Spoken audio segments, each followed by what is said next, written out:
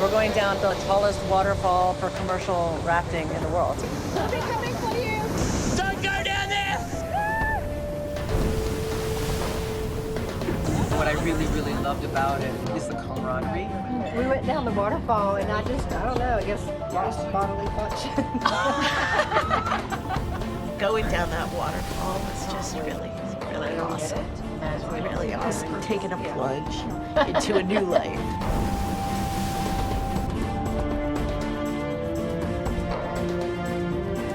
Inspiring leaders, facing their limits, balancing their heads and their hearts, leveling up to blaze a bold path forward, learning to trust themselves and each other. This is Awakening Giants.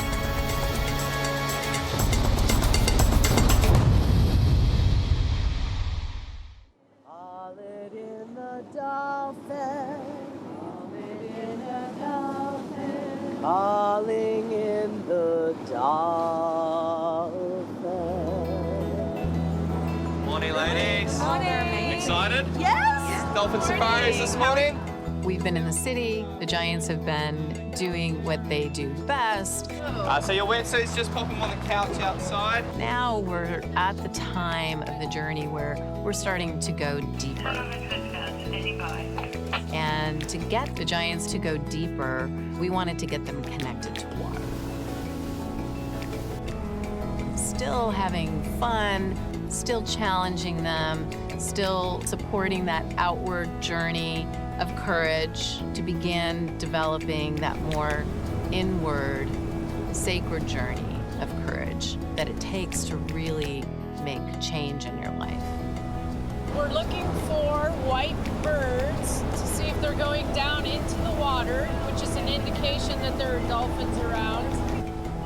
Dolphins are sentient beings. They're like horses, which means that when a human is next to a sentient being, you can feel something really special.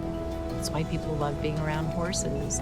It's the same thing. And with dolphins, they're not as accessible as horses, right? They're out in the middle of the ocean. So you either got to go find them or allow them to come to you.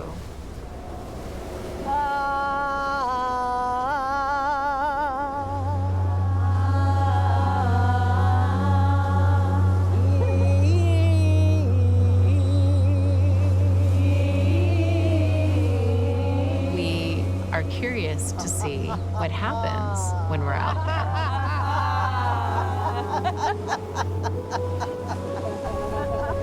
Come and play!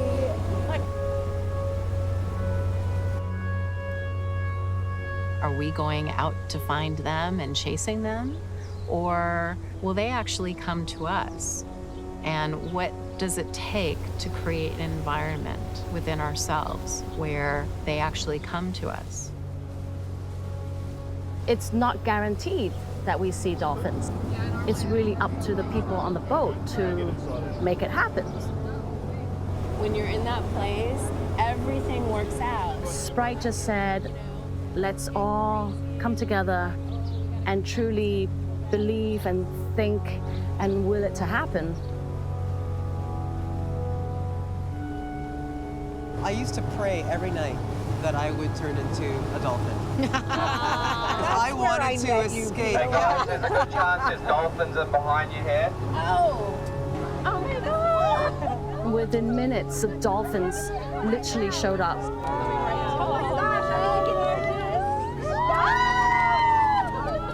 And then more kept coming, more kept coming.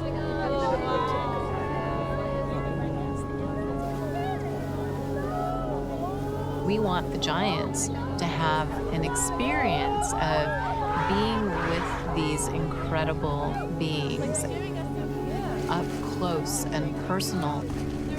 They're right underneath us, literally underneath our feet and our toes.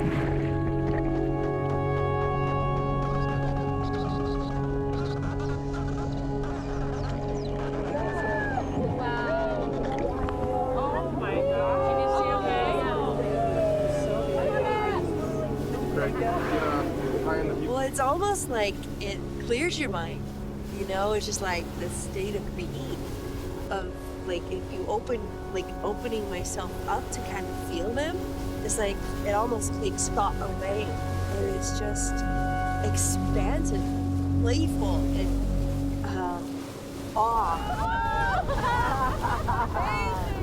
They were with us so long by the edge of the boat, and they said in 4 years they'd never seen them that close or come that fast or stay with them that long.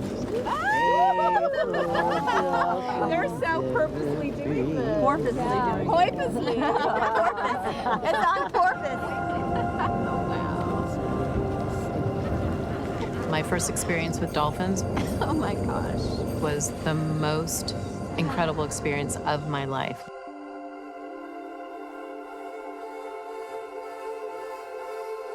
When I was in the water, when a dolphin came by, I actually was just brought all the way back to the time on the earth when there wasn't that separation between people and animals.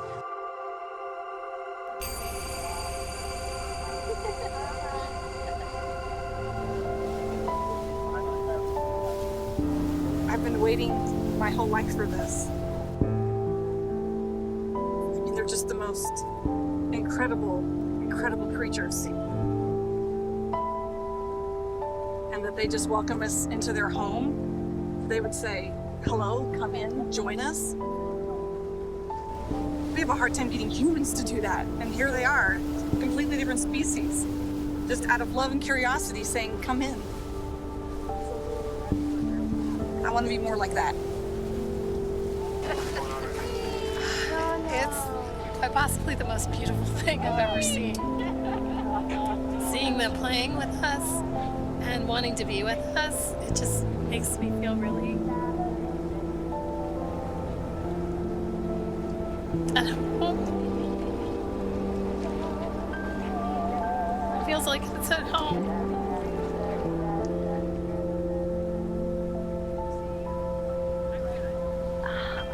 I can't even explain the moment when I saw them, and something took over my body and I just could not stop crying. And the rafting was amazing and I got amazing things out of that, but the dolphin coming to life in front of my eyes, and so beautiful.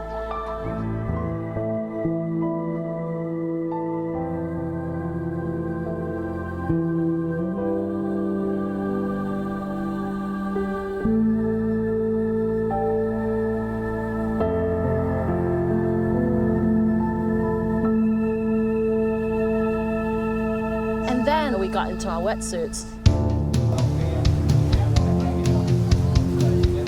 And it became something totally different. That day turned around from just enjoying dolphins to being a physical adventure.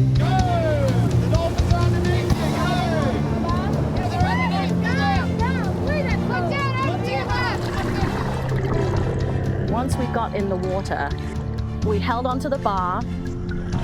Oh my God. All I could think of was like, I need to survive. I need to survive. The experience was not what any of us expected. That water was freezing. I just couldn't breathe. It was not about enjoying dolphins. It was not peaceful whatsoever. It was really shocking at first, and I had to adjust. To actually swim the dolphins, you have to keep up with the dolphins. Has anybody seen dolphins? Did you agree? There was periods of time where we couldn't find them, and so they would just drive around with us.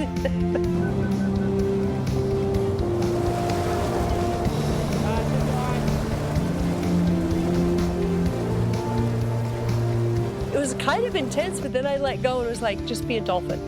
This is your chance. Go.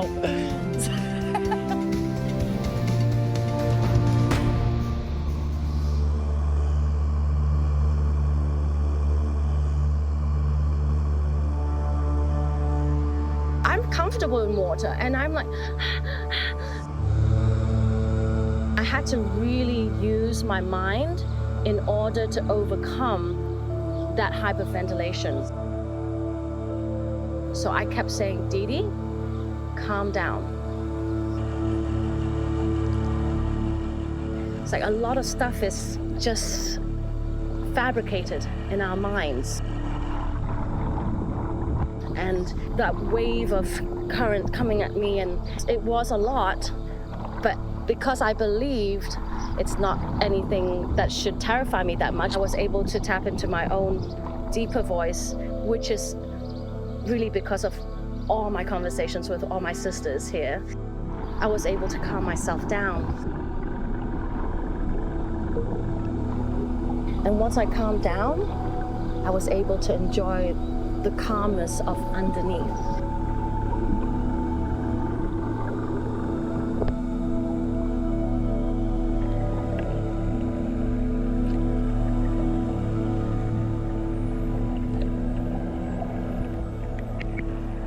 We want the giants to be able to feel that childlike, playful energy, and the dolphins have that.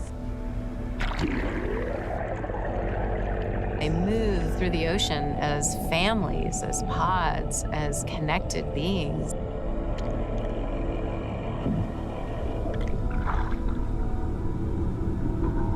We want the giants to have that experience because it will support them in feeling more connected to why we have to create change on this planet.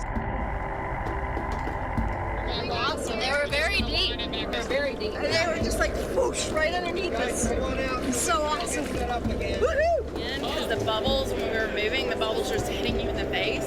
When we had to go fast to catch up with them, it was like, ah! There's a couple times I wanted to let go and be like, come back and get me later. Water everybody. It was all fast, right? I'm like, Superman!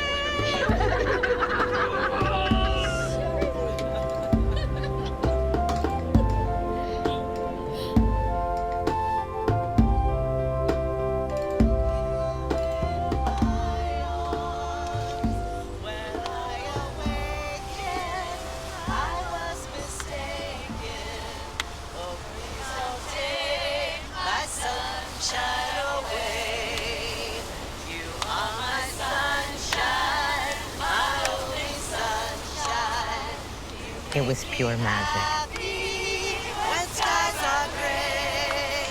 It was being welcomed home. How much I love you.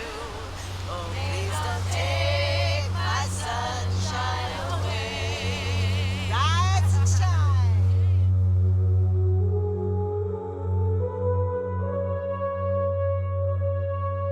shine. We know that there is a very, very, very special relationship between these majestic beings and humans.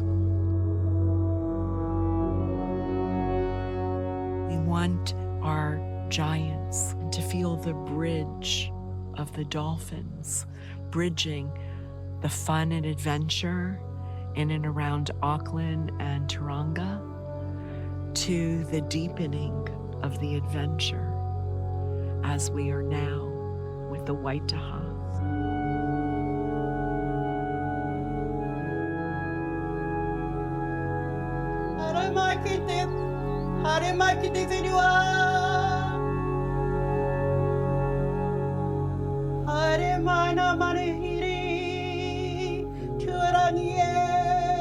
The white taha believe that they were carried from all four corners of the earth on the backs of whales and guided by dolphins to New Zealand.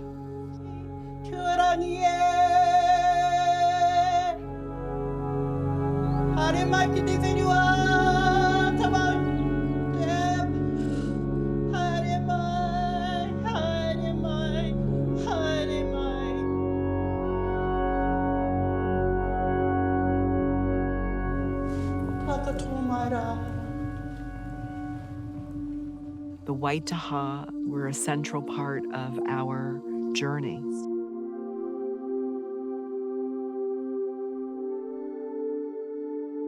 The marae for me is really what drew me to this adventure. I just feel like I'm coming home. I'm coming home to somewhere where I've always been and never been. It's a very spiritual place. I'm hoping to connect spiritually and just see what happens. So looking forward to completely disconnecting from everything so that I can be completely connected to me and to be fully present in the moment. I have no idea what to expect, but I feel like something huge is about to happen. Father Lord, creator of all beings, whoever they may be to us, we thank you, Father Lord, that you've brought our visitors safely to us today. Our visitors we now call family. So welcome home, and thank you, Father Lord. We're just blessings upon blessings upon blessings upon blessings upon blessings to all our whānau here today. I immediately connected with the energy of the Waitaha. I immediately connected with the importance of a people that had been marginalized and kept quiet, waiting for a time that they could rise and tell their story.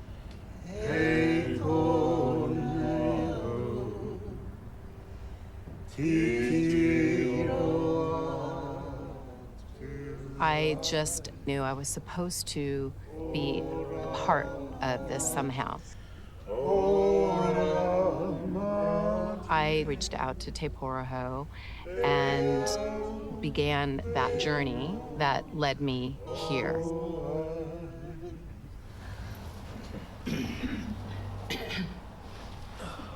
What a beautiful day to bring this wonderful gathering of giants. Wow, what a beautiful gathering. In our hearts and minds of Waitaha, we totally believe that everyone is blessed of the same great parents. Importantly, mothers. We are a matriarchy. And inside of that matriarchy, we welcome you so hard. Thank you. I'm Sprite.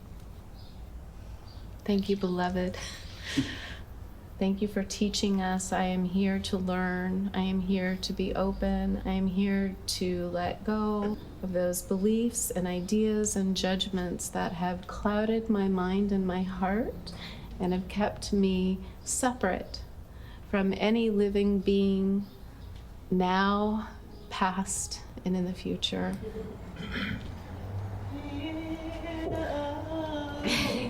Sorry.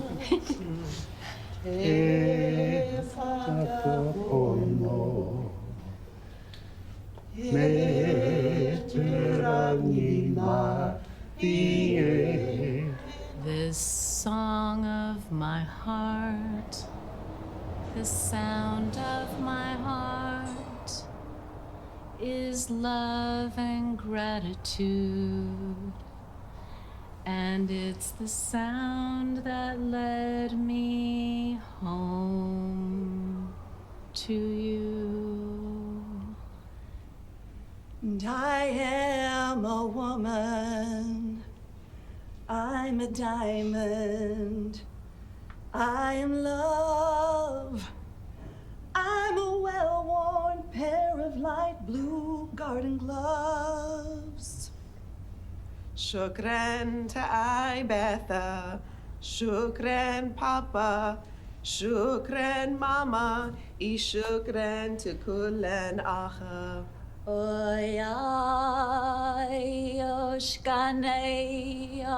You are powerful beyond what you imagine. It's gonna be an awesome day, awesome, awesome, awesome day. It's gonna be an awesome day, awesomeness in every way. Awesome, awesome day. All of you have an awesome day as well. Oh, yummy. Thank you.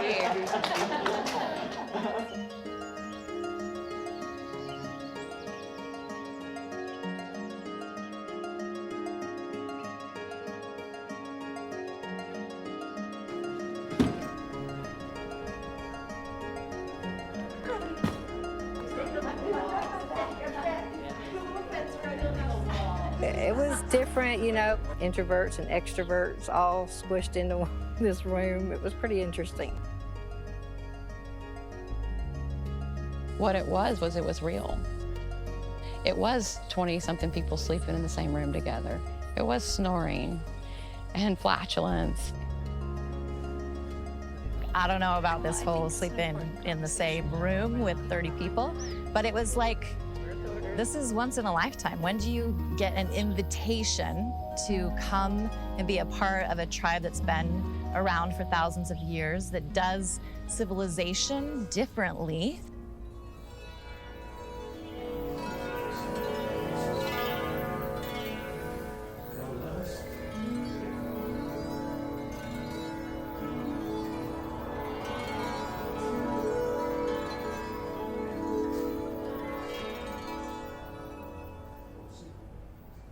We need to know, each and every one of us needs to know who we really are. Why are we here?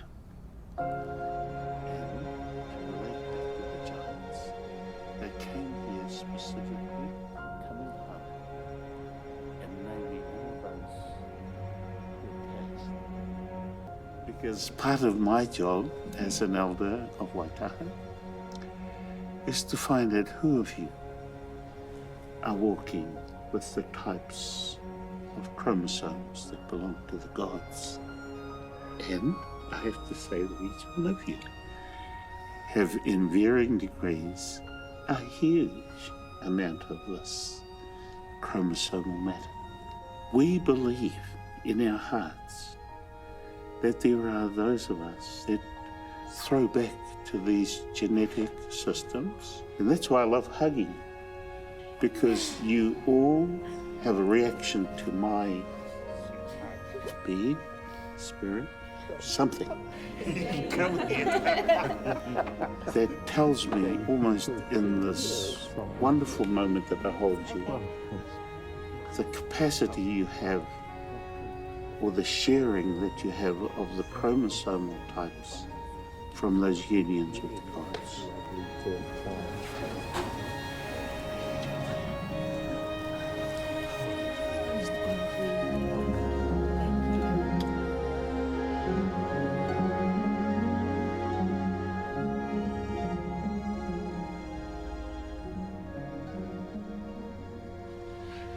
A long time ago, my Nana never used to ask me what I did wrong.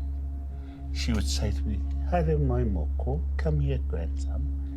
And she would touch her forehead to my forehead, and she would go,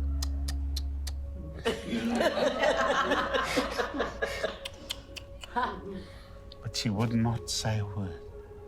But she would then go out and apologize to everybody that I'd raided their pea patch or all the stuff that kids do. And I often wondered how she did it. The day that she was dying, she called me to her and did the same thing, and I was waiting for her to go, and she says, "Blessing and a curse, take my spirit with you for your lifetime to help heal others." So every time you see me do this to people, I'm asking them to bless me, because sometimes what comes back from their frontal lobes and from their forehead is a huge unraveling of tension, of stuff, baggage. Yeah, baggage that comes through with our lifetime. Say to me your full name. Angela Renee Hoover. Angela Renee Hoover. Now you can just touch your forehead to mine. You see how we're touching foreheads and it's automatic that our noses touch? Isn't that beautiful? Okay, thank you. I realized during this experience that I still had a I'm not good enough kind of thing. Those little nagging things sort of crept up on this trip. I thought I had gotten rid of that with my ex-husband. I thought I had you know, signed the divorce papers, broken the soul contract, and gotten rid of all of those things. When I sat with Papa and had my time with him, he said to me he was going to take all of those little bits that were still there away. I'm just going to go in and remove all the little bits and pieces you left behind in you. Okay. And created the insecurities that you have and hold on to. Thank you.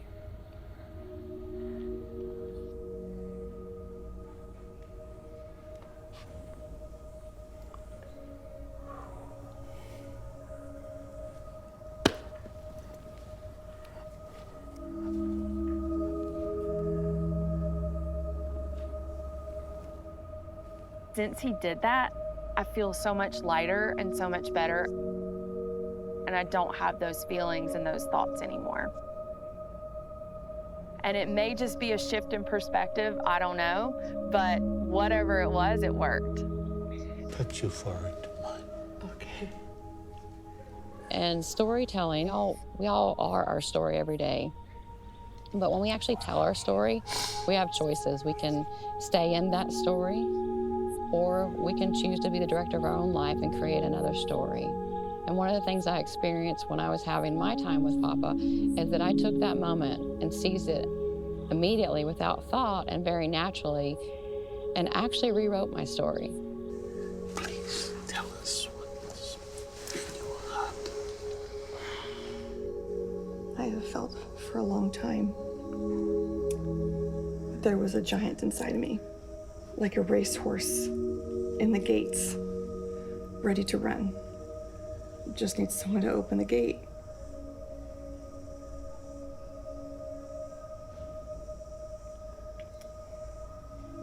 I thought for my whole life that that person would be my mom.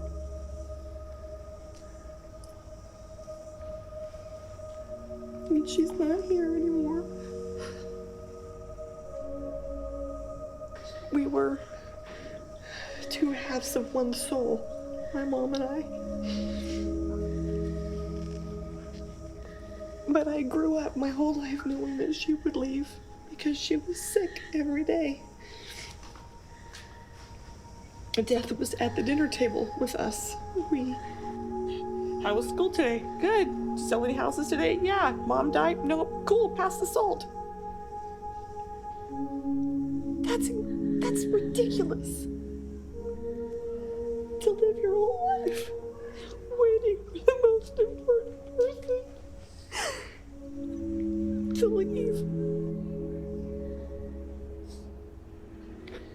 What I discovered through this process the last few days, that Fear and I are no longer in a relationship. I've been able to pull apart the last bits of grief that were holding me back.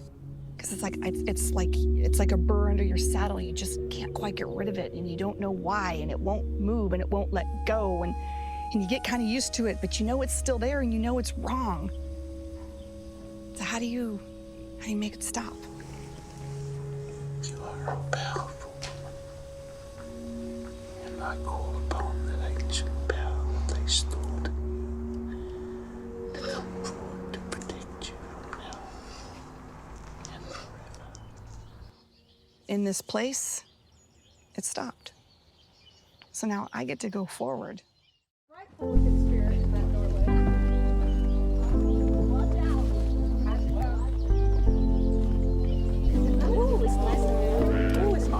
Oh, there's a step. But it's healing my skin. Really hot. Okay, what does it mean? Here we are in the mud of life. Breathe it in. Let it wash all over you. Allow the mud to cleanse all of the grime, all of the sludge, and all of the crap that no longer serves you as the awakening giants that you are. Allow yourself to help each other to spread this mud on your bodies. And when this mud is all over you, be willing to let the masks that you have carried, the masks that have protected you, the masks that have imprisoned you, to be gone as you rinse yourself off, cleansed for a new world. I can't wait for this. Megan and Suzanne, set your intention. As you put this mud on, what are the masks that you're wanting to shed? Well, for me, I just wanna finish letting go of who we were. Yeah. You know, and like how we were in survival and trying to clear out our survival patterns for each other. I had a very abusive childhood, a lot of weird, crazy things that I'd never dealt with. And I was kind of going off the deep end, like crashing cars, drugs, alcohol. I felt like I couldn't be the only one that was running around struggling like that. I don't think you need to be my mama no more.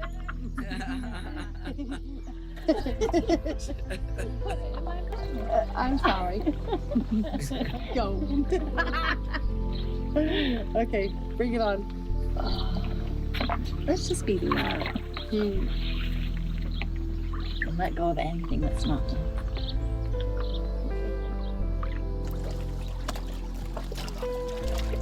I loved what Robin said at the beginning about remembering the mother and the primordial earth that we all came out of, and using that to remove masks. It was very profound, and so I held that with me while I was in the pool.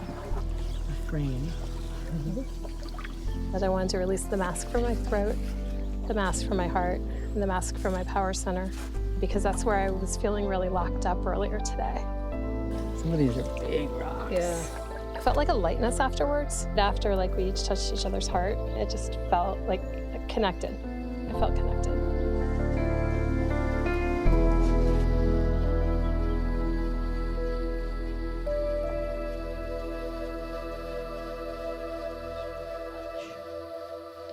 My name is Poroho.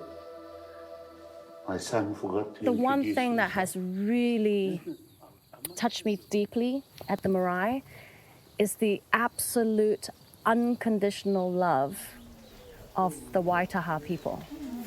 The aunts, uncles, nieces, and papas and grandmas, all of them coming together. I just found it so beautiful. I felt like I'd been cocooned, I'd hidden in so many ways. And part of that was not putting my voice out there, not allowing myself to be seen or heard. Can't get anything out. So finding my voice again. I've known what I want to say, I just couldn't get it out. I feel like my voice is strong now, and I can go back and be visible in the way that I need to be visible and speak strongly.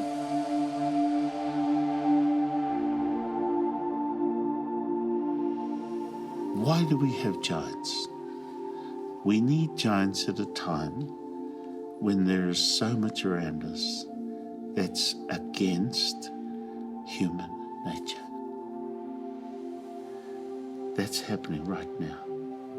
We are slowly being coerced into thinking that there's absolutely no hope but to go along with the status quo.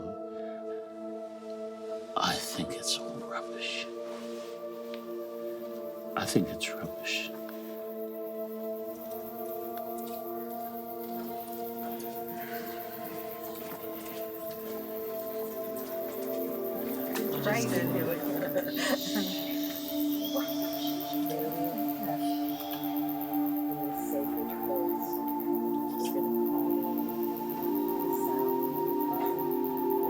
How many years old is she? 2,000.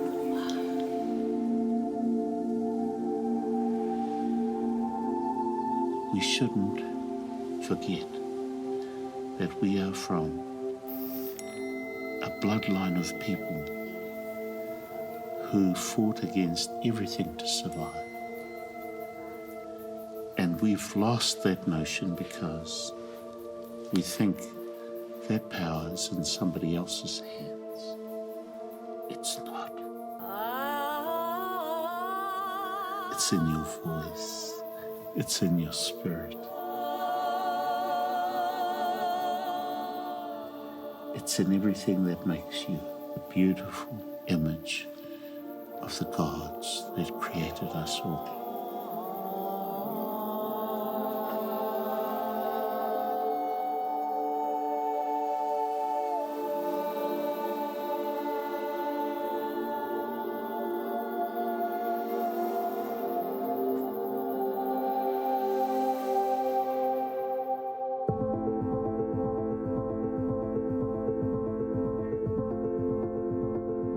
On behalf of the grandmothers of Waitaha in New Zealand and all over the world, I would like to give this blessing to each and every one of you beautiful, gentle giants.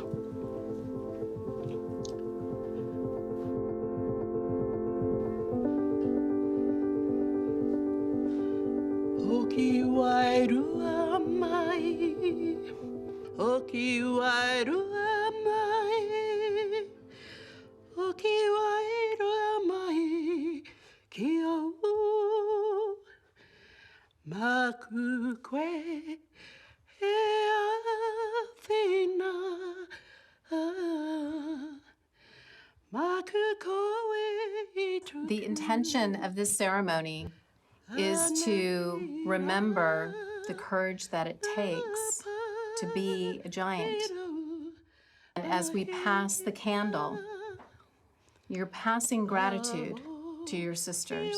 You're passing the gratitude for the courage that you've witnessed in yourself and that you've witnessed in each other in this journey.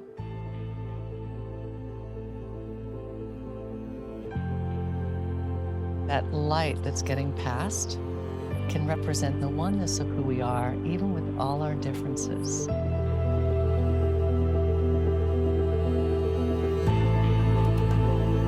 I'm just imagining each person just giving a little bit of their life experience. And I think about that mindfully.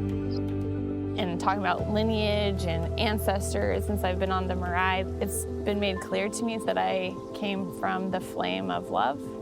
And so when that candle entered my hands, that's what I felt that I was reconnecting with. Feels like you're receiving ancient wisdom in that candlelight that is just being downloaded into you. One candle can light many, and it can be passed to many people. And oftentimes we make bullshit rules of who can be part of the light in our life and who we're going to share our light with. And one of the lessons I learned here on the Marae was there is a way to lovingly accept and receive the light, even when it comes in the darkness. Through the candle, I had like these physical things that remind me that you keep going. You're all in now.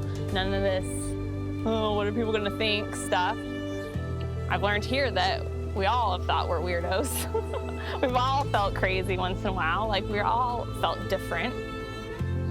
You may be perceived that way, and it's okay.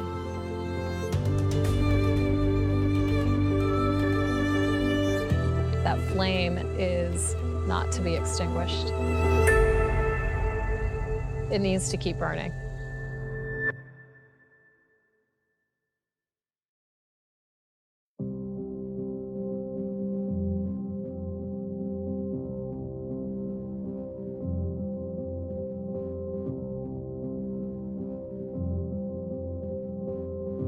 I lived inside a shell, locked myself away. I hid from all the life waiting there for me. I couldn't face the pain. Every day went on the same. Now I have to take a chance